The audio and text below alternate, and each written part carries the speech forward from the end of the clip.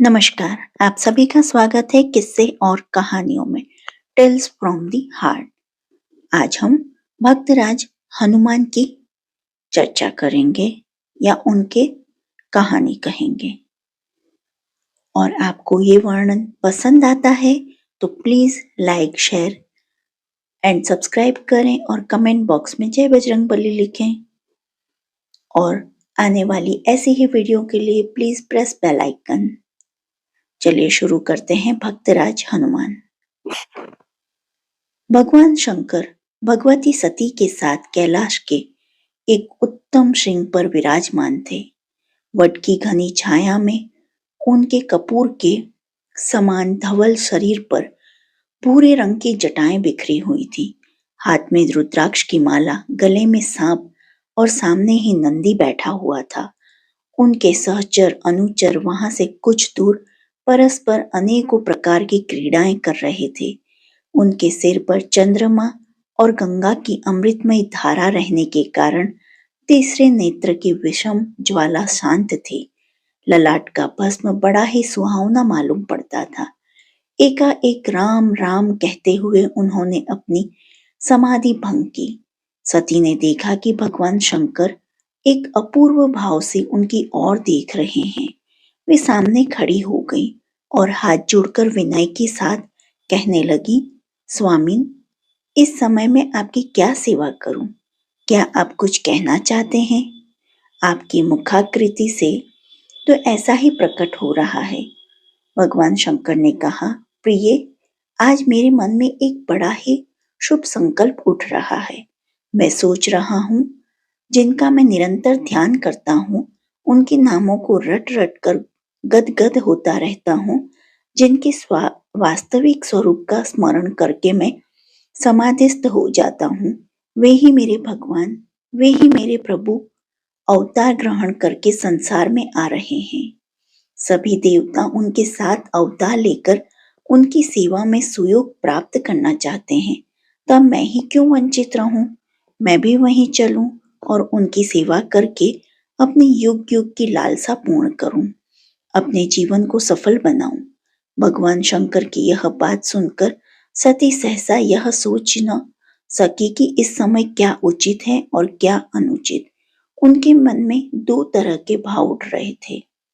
एक तो यह कि मेरे पतिदेव की अभिलाषा पूर्ण होनी चाहिए और दूसरा यह कि मुझसे उनका वियोग न हो। उन्होंने कुछ सोचकर कहा, प्रभु, आपका संकल्प बड़ा ही सुंदर है। जैसे मैं अपने इष्ट देव की आपकी सेवा करना चाहती हूँ, वैसे ही आप भी अपने इष्ट देव की सेवा करना चाहते हैं, परंतु वियोग के भय से मेरा हृदय न जाने क्यों हुआ जा रहा है। आप कृपा करके मुझे ऐसी शक्ति दें कि मेरा हृदय आपके ही मुख से सुख मानने लगे। एक बात और है, भगवान की का अवतार इस बार रावण को मारने के लिए हो रहा है। वह आपका बड़ा भक्त है। उसने आपके सिर तक काटकर आपको चढ़ाए हैं। उसने अपने सिर तक काटकर आपको चढ़ाए हैं। ऐसी स्थिति में आप उसको मारने के काम में कैसे सहायता कर सकते हैं? भगवान शंकर हंसने लगे। उन्होंने कहा, देवी, तुम बड़ी भोली हो। इसमें वियोग की तो कोई बात ही नहीं है। मैं एक रूप से अवतीर्ण होकर उनकी सेवा करूंगा और एक रूप से तुम्हारे साथ रहकर तुम्हें उनकी लीलाएं दिखाऊंगा तथा समय समय पर उनके पास जाकर उनकी स्तुति प्रार्थना करूंगा। रह गई तुम्हारी बात, सो तो जैसे रावण मेरी भक्ति की है, वैसे ही उसने मेरी एक अंशं की अवहेलना भी की है। तुम तो जानती हो, मैं 11 स्वरूपों में रहता हूँ। जब उसने अपने 10 सिर चढ़ाकर मेरी पूजा की थी, तब उसने मेरे एक अंश को बिना पूजा किए ही छोड़ दिया था। अब मैं उसी अंश के रूप में उसके विरुद्ध युद्ध कर सकता हूँ और अपने प्रभु की सेवा भी कर सकता हूँ। मैंने वायु देवताओं द्वारा अंजना के गर्भ से अवतार लेने का निश्चय किया है। अब तो तुम्हारे मन में कोई दुख नहीं है। न भगवती सती प्रसन्न हो गई। देवराज इंद्र की अमरावती में एक पुंजिक स्थला नाम की अप्सरा थी। एक दिन उससे कुछ अपराध बन गया, जिसके कारण उसे वानरी होकर पृथ्वी पर जन्म लेना पड़ा। शाप देने वाले ऋषि ने बड़ी प्रार्थना के बाद इतना अनुग्रह किया था कि वह जब चाहे जैसा चाहे वैसा रूप धारण कर ले, चाहे जब वह वानरी हो, चाहे जब वह मानवी।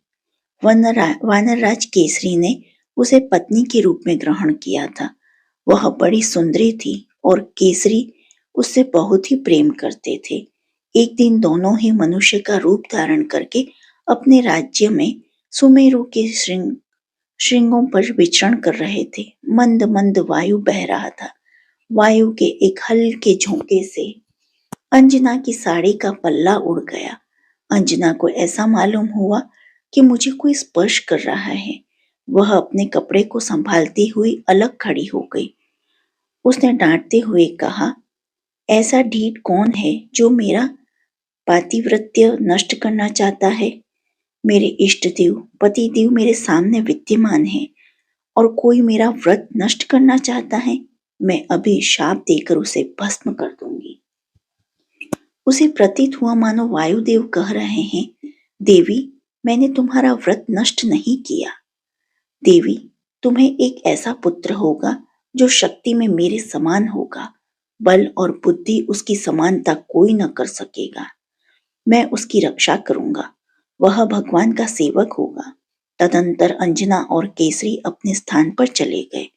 भगवान शंकर ने अंश रूप से अंजना के कांध में द्वारा उसके गर्भ में प्रवेश किया। चैत्र शुक्ला 15 मंगलवार के दिन अंजना के गर्भ से भगवान शंकर ने वानर रूप में अवतार ग्रहण किया। अंजना और केसरी के आनंद की सीमा न रही। शुक्ल पक्ष के चंद्रमा के समान दिन प्रतिदिन बढ़ते हुए बालक का लालन पालन बड़े ही मनोयोग से होने लगा। अंजना कहीं जाती तो उन्हें अपने हृदय से सटा लेती। केसरी बालक को अपनी पीठ पर बैठाकर छलांगे भरते और अपने शिशु को आनंदित देखकर स्वयं आनंद मग्न हो जाते। एक दिन बच्चे को घर पर छोड़कर अंजना कहीं फल फूल लाने के लिए चली गई। केसरी पहले से ही बाहर गए हुए थे। बालक घर में अकेला था।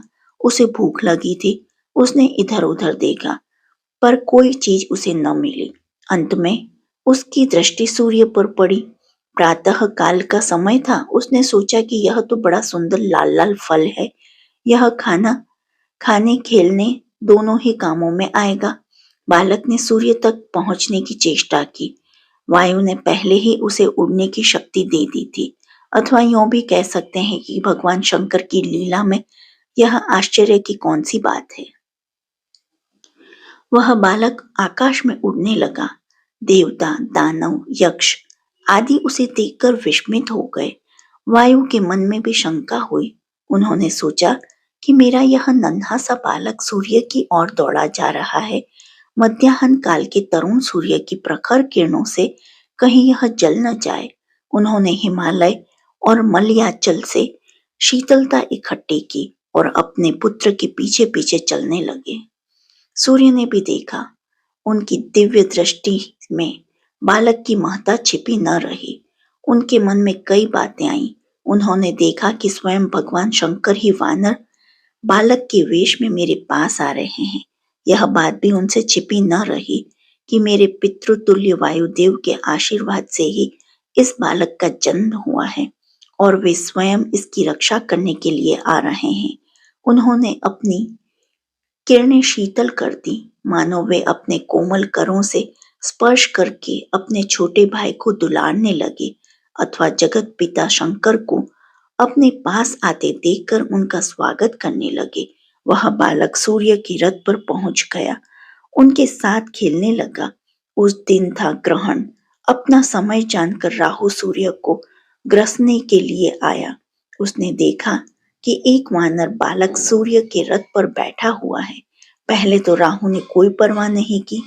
पहले की भांति ही सूर्य पर टूट पड़ा, परंतु जब बालक के कठोर हाथों से वह पकड़ लिया गया तब वह भयभीत हो गया और किसी प्रकार अपने को छुड़ाकर भागा। वह सीधे देवराज इंद्र के पास गया। उसने जाकर इंद्र से कहा, देवराज, आपने सूर्य को ग्रासने का अधिकार मुझे दिया है। क्या अब आपने किसी दूसरे को भी यह अधिकार दे दिया है? इंद्र की समझ में यह बात न आई। उन्होंने राहु को डांट कर फिर सूर्य के पास भेजा। दोबारा राहु के जाने पर बालक को अपनी भूख की याद आ गई।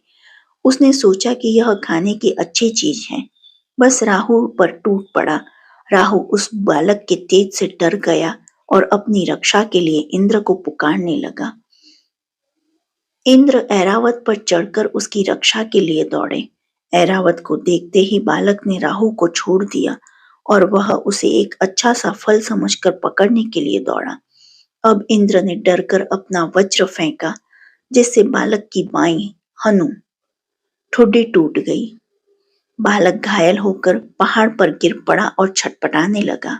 वायुदेव बालक को उठाकर गुफा में ले गए। उन्हें इंद्र पर बड़ा क्रोध आया। उन्होंने अपनी गति बंद कर दी। वायु के बंद हो जाने से सब काट सरीखे हो गए। त्रिलोकी में कोई हिल डुल तक नहीं सकता था। सबकी सांसें बंद हो गईं। देवता लोग घबराए। इंद्र दौड़े हुए ब्रह्मा के पास गए। उसी क्षण ब्रह्मा पर्वत की उस गुफा में आए और अपने हाथों से बालक का स्पर्श करके उसे जीवित कर दिया। बालक प्रसन्नता के साथ उठ खड़ा हुआ। वायुदेव बड़े प्रसन्न हुए और उन्होंने सारे जगत में प्राण संचार कर दिया। ब्रह्मा ने देवताओं से कहा कि यह बालक साधारण नहीं है। यह देवताओं का कार्य साधन करने के लिए प्रकट हुआ है। इसलिए यह उचित है कि सब देवता इसको वरदान दे। इंद्र ने कहा, मेरे वज्र के द्वारा इसकी हनु टूट गई है, इसलिए आज से इसका नाम हनुमान होगा और मैं वर देता हूं कि मेरे वज्र से हनुमान का कभी बाल भी बांका नहीं होगा। सूर्य ने कहा, मैं अपना शतांश तेज इसे देता हूं। मेरी शक्ति से यह अपना रूप बदल सकेगा और जब इसे शास्त्र का अध्ययन करने की इच्छा होगी तो मैं संपूर्ण शास्त्रों का अध्ययन कर दूंगा। यह बड़ा भारी वाग्मी होगा। वरुण ने अपने पाश से और जल से निर्भय होने का वर दिया। कुबेर आदि देवताओं भी अपनी अपनी ओर से हनुमान को निर्भय किया। विश्वकर्मा ने अपने बनाए हुए दिव्य शास्त्रों से अवध्य होने का वर दिया और ब्रह्मा ने ब्रह्म ज्ञान दिया। चिरायु करके साथ ही ब्रह्मास्त्र और ब्रह्म पास से भी मुक्ति कर दिया। चलते समय ब्रह्मा ने वायुदेव से कहा, तुम्हारा पुत्र बड़ा ही वीर, इच्छा अनुसार रूप धारण करने वाला और मन के समान तीव्रगामी होगा। इसकी गति अप्रतिहित होगी, इसकी कीर्ति अमर होगी और राम रावण युद्ध में यह राम का सहायक तथा उनका परम प्रीतिभाजन होगा। इस प्रकार हनुमान को वर देकर सब देवता अपने अपने धाम को चले गए। अंजना और केसरी को यह सब सुनकर जो सुख हुआ वह सर्वथा अनिर्वचनीय था। जो आपको हनुमान जी का भाग 1 पसंद आया हो तो please like, share and subscribe करें। देखने के लिए धन्यवाद। बाकी वाला आने वाले दिनों में आएगा। देखने के लिए धन्यवाद। जय हिंद, जय भारत।